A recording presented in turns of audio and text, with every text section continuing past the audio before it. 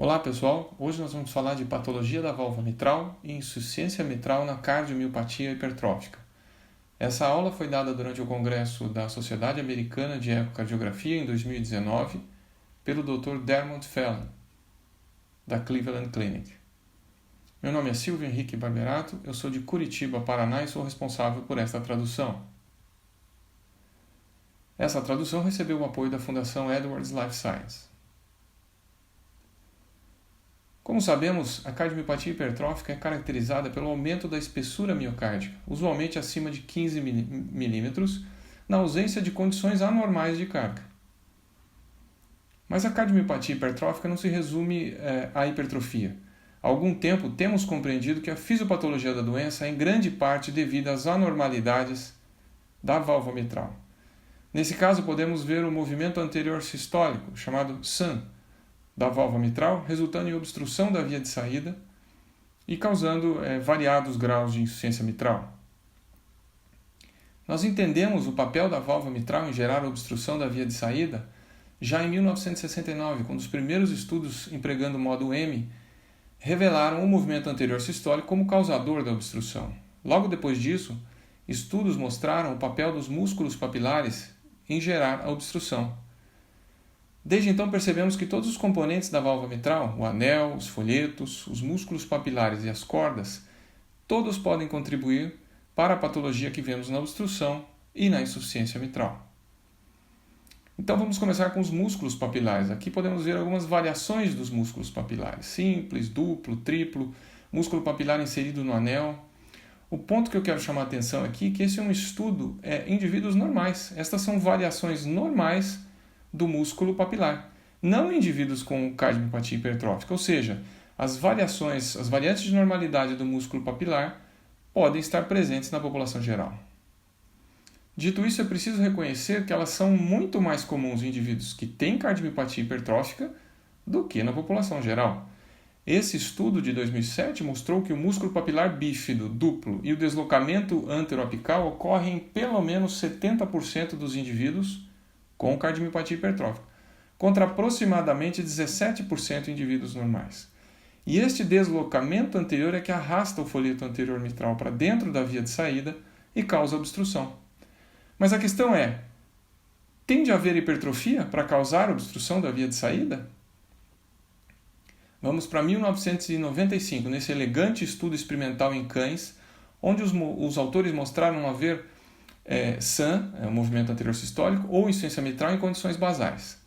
Após uma intervenção cirúrgica em que se moveram os músculos papilares anteriormente, ocorreu o aparecimento de significante obstrução e insuficiência mitral.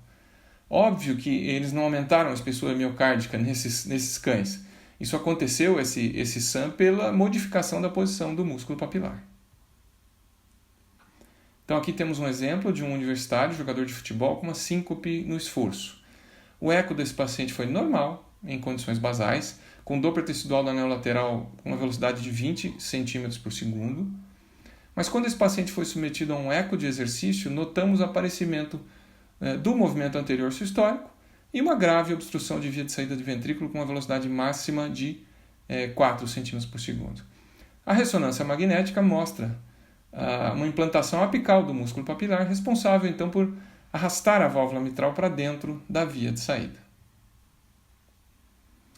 Mas não é somente onde os músculos estão posicionados, mas também onde eles estão inseridos. Então, nesse caso, veja que o músculo papilar ele se insere na base do folheto anterior mitral, na posição A2. Isso está deslocando, puxando o folheto para a via de saída do ventrículo esquerdo. As variações em que o músculo papilar está inserido diretamente no folheto, seja no corpo ou na base, ocorrem em 13% dos pacientes com cardiomiopatia hipertrófica. Esses achados são muito importantes para o cirurgião, quando o paciente vai para uma intervenção. As anormalidades das cordas também são muito comuns. Cordas alongadas, algum grau de SAN nas cordas. Normalmente nós não nos preocupamos muito com as cordas. Entretanto, quando elas implantam no corpo ou na base de A2, folheto anterior mitral, isso é um problema. Novamente, isso é algo que o cirurgião vai prestar muita atenção. Nós, às vezes, temos dificuldade para definir claramente a implantação das cordas, mas para o cirurgião, que tem a visibilização direta, é possível intervir sobre essas cordas e aliviar uma eventual tensão. Agora vamos passar para os folhetos. Vejam esse estudo feito pelo grupo do Dr. Maron com ressonância magnética, onde eles compararam um grupo de 172 pacientes com cardiomiopatia hipertrófica com indivíduos normais, em relação ao tamanho do folheto anterior e folheto posterior da válvula mitral, conforme as faixas etárias. Vejam que a partir dos 20 anos de idade, pacientes com cardiomiopatia hipertrófica têm folhetos anterior e posterior significativamente mais longos do que na população geral. Aqui temos à esquerda um paciente com folheto anterior alongado, extenso, comparado com outro aqui no meio, com um folheto posterior muito alongado. Você vê que o folheto anterior ele ultrapassa quase todo o folheto posterior e coapta praticamente com o anel mitral. De novo, isso é claramente muito importante para o cirurgião. Tem que prestar muita atenção no que está acontecendo com o folheto mais curto, porque isso nos leva à nossa próxima questão. O que determina a direção do jato e gravidade da insuficiência mitral na cardiomiopatia hipertrófica com obstrução da via de saída do ventrículo esquerdo? De novo aqui o grupo do Dr. Levine, em um estudo de 1998, com 23 ecos transofágicos intraoperatórios, mostrou que os preditores da gravidade da insuficiência mitral foram a extensão da coaptação. Faz sentido, se você tem uma coaptação pequena, provavelmente você terá mais refluxo. O mismatch, a desproporção entre o tamanho do folheto anterior e do folheto posterior. E a presença de restrição do folheto posterior. Neste estudo, eles não encontraram correlação entre a obstrução da via de saída do ventrículo esquerdo e a insuficiência mitral, mas este foi um estudo pequeno. Estudos subsequentes, com um número maior de pacientes, mostraram, na verdade, uma correlação entre o grau de obstrução e a gravidade da insuficiência mitral. Faz sentido se pensarmos nos pacientes que só demonstram obstrução com testes provocativos. Em repouso, eles não têm insuficiência mitral e, quando são submetidos ao ecoestresse, desenvolve o gradiente na via de saída e aparece a insuficiência mitral associada. Agora vamos pensar na questão da direção do jato da insuficiência mitral, porque isso nos dá uma dica da fisiopatologia subjacente. O pensamento tradicional é que o movimento anterior sistólico está relacionado à insuficiência mitral, então a insuficiência mitral só existe por causa do movimento anterior sistólico e é sempre direcionada posteriormente. Então, nesse exemplo, vemos que o folheto anterior ele é tracionado para o septo, o folheto posterior tenta acompanhar, mas só consegue até um certo ponto e a insuficiência mitral acontece. Então, fomos ensinados a pensar dessa forma. Então, o pensamento tradicional, ejeção, obstrução e refluxo. É o paradigma que nós temos de jato de direção posterior. Assim, quando nós encontramos um jato de direção anterior, pensamos em doença intrínseca da válvula. Isso se aplica ao paciente com prolapso de folheto posterior, que gera esse jato anterior que a gente está vendo aqui no exemplo.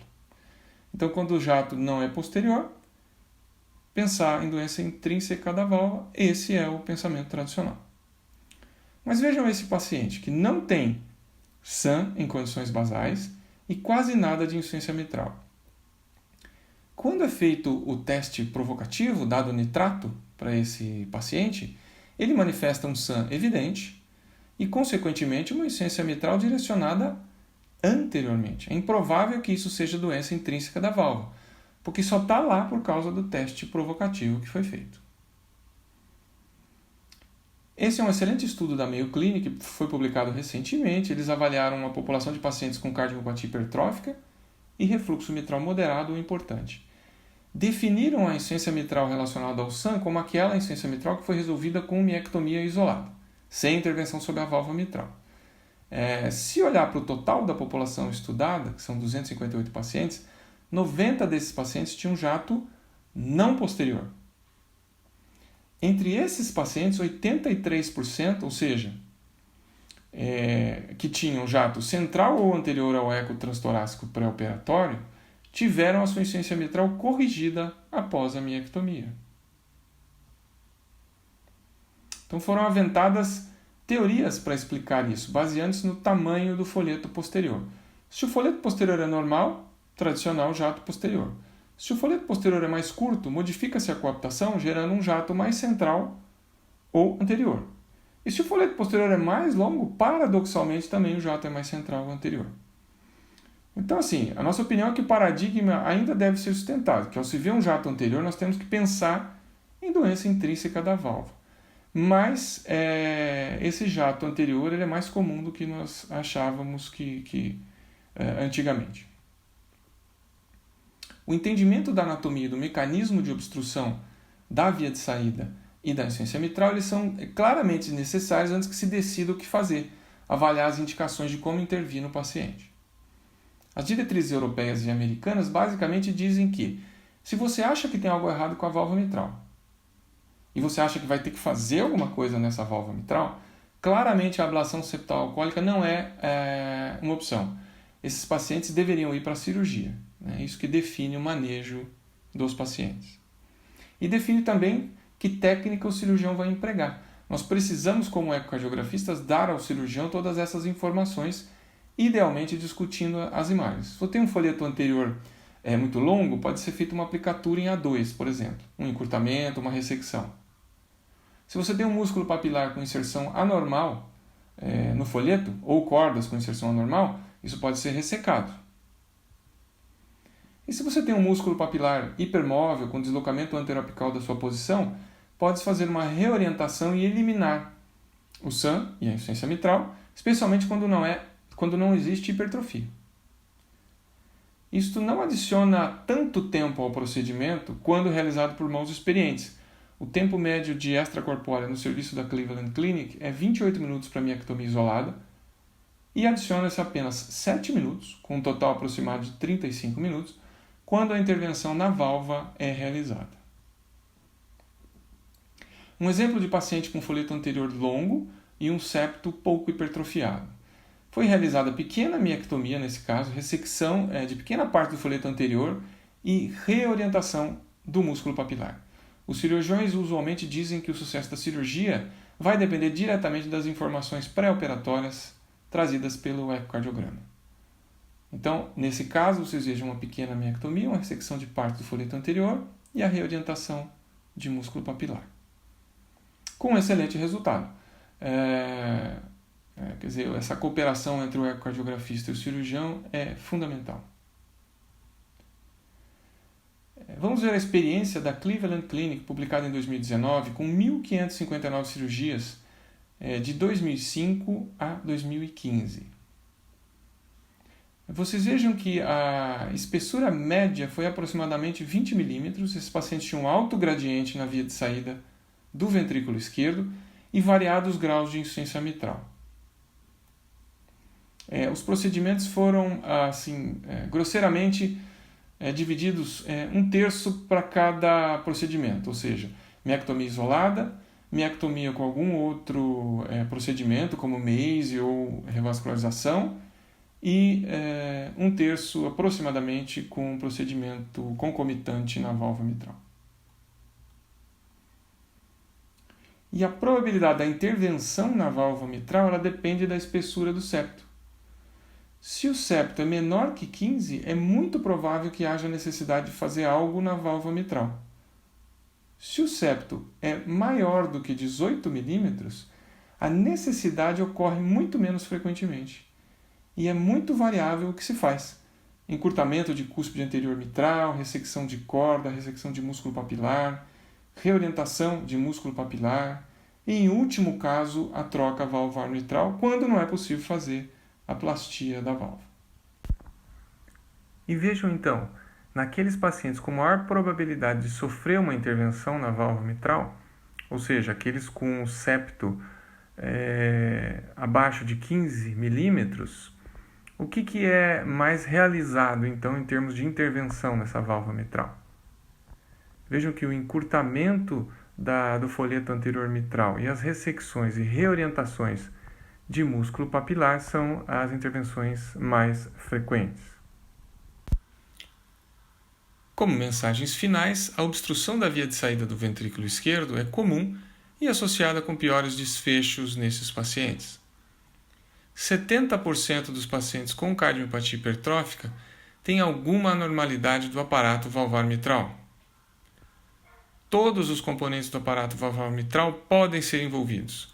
Uma cuidadosa avaliação por imagem é fundamental para o sucesso da cirurgia. Insuficiência mitral de jato não posterior pode também ser relacionada ao SAM, mas procurar doença intrínseca da válvula nessa situação é bastante razoável. Quanto menor o septo interventricular, mais provável que a intervenção na válvula mitral seja necessária. E, sempre que possível, o reparo ou a plastia deve ser a primeira escolha. Muito obrigado pela atenção.